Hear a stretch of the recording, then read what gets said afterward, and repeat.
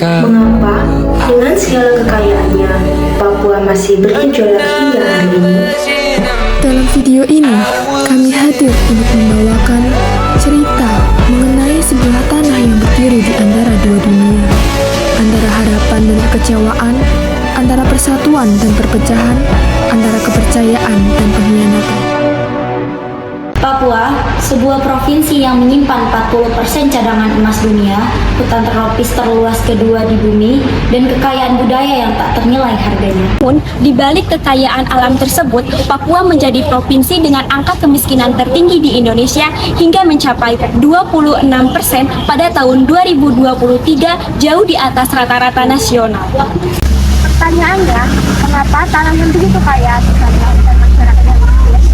Dan mengapa sebagian rakyat Papua mempertanyakan keberadaan mereka dalam mencari negara kesatuan Republik Indonesia? Jawabannya tidaklah sesederhana itu. Salah satu akar permasalahannya ada pada sesuatu yang seharusnya melindungi mereka, yaitu kekuasaan. Akan tetapi, kekuasaan itu seringkali disalahgunakan. Sejak tahun 2002, Papua mendapatkan dana otonomi dari pemerintah pusat, sebuah anggaran besar yang ditunjukkan mempercepat pembangunan dan meningkatkan kesejahteraan rakyat Papua. Namun kenyataannya, sebagian besar dana itu tidak pernah sampai ke tangan rakyat yang membutuhkan. Berbagai laporan mengungkapkan kasus korupsi oleh penjabat daerah, pengelembungan anggaran proyek fiktif, hingga penyimpanan dana yang seharusnya digunakan untuk pendidikan, kesehatan, dan infrastruktur. Bukan sekedar pelanggaran hukum, ini adalah penyalahgunaan jabatan, di mana orang-orang yang katanya wakil masyarakat justru menjadi parasit bagi tanah yang mereka pimpin. Penyalahgunaan jabatan ini tidak hanya terjadi dalam bentuk korupsi uang, tetapi juga dalam bentuk kebijakan yang tidak berpihak pada rakyat, serta tindakan represif yang menambah luka di tanah Papua. Apa yang terjadi ketika rakyat terus dikecewakan oleh pemimpinnya, maka kepercayaan itu akan hancur. Rasa kekecewaan yang menumpuk selama bertahun-tahun melahirkan rasa ketidakpuasan.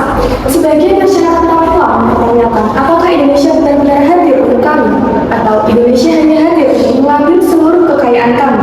Kondisi ini yang dimanfaatkan oleh gerakan separatisme.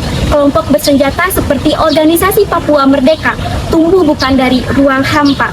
Mereka tumbuh dari tanah yang subur, kekecewaan, ketidakadilan, dan kehilangan kepercayaan terhadap negara.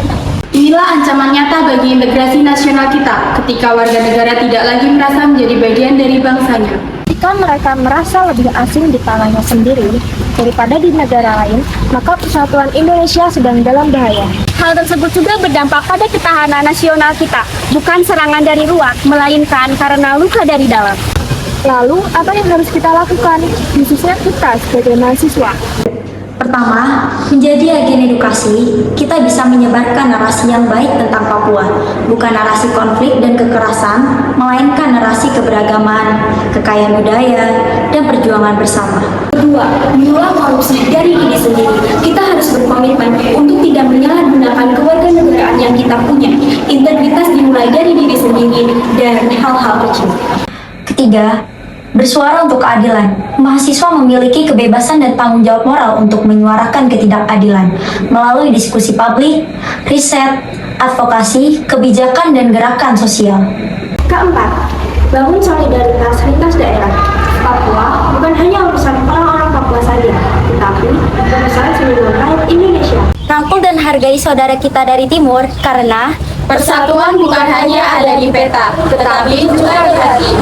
Sekian dari kelompok 7, kurang lebihnya mohon maaf. Wassalamualaikum warahmatullahi wabarakatuh. Terima kasih.